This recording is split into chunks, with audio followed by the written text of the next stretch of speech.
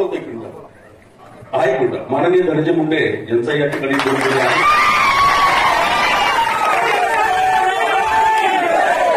भाऊ फक्त एकच मिनिट फ्लिप करतो.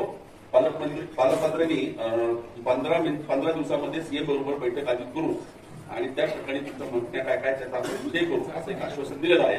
कलेक्टरच्या वतीनं एक आदेश आलेला आहे स्थगित करण्यासाठी मान्य केलेलं आहे. तर आपल्याला विनंती एक आपण 2 मिनिटं माहिती करतो मी घेतोय.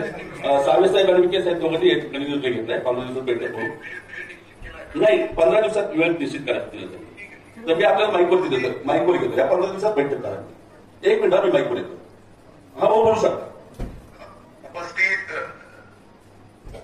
जिल्हा करून आलेले आरडीसी गोकुळ भाऊ माझे मार्गदर्शक प्रताप काका आणि सर्व कुपोषणकर्ते आणि तिथे उपस्थित माझ्या समाज बांधवांनो आणि भगिनींनो,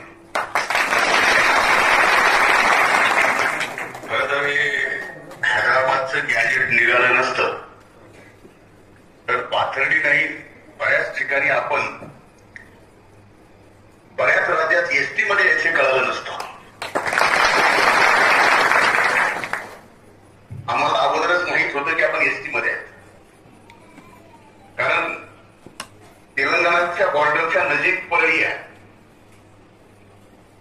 पण आम्ही सर्वांनी म्हणजे साहेब असल्यापासून माहिती आदरणीय स्वर्गीय मुंडे साहेब असल्यापासून माहिती आहे. अनेक पाहुणे तिकडे असे आहेत की ते एसटी मध्ये आहेत आणि आपण इकडं विजयंती मध्ये आहेत. आता ही दुर्दैवाची गोष्ट आहे. पण आता गॅजेट निघाल्यामुळे चर्चा या ठिकाणी निघाली.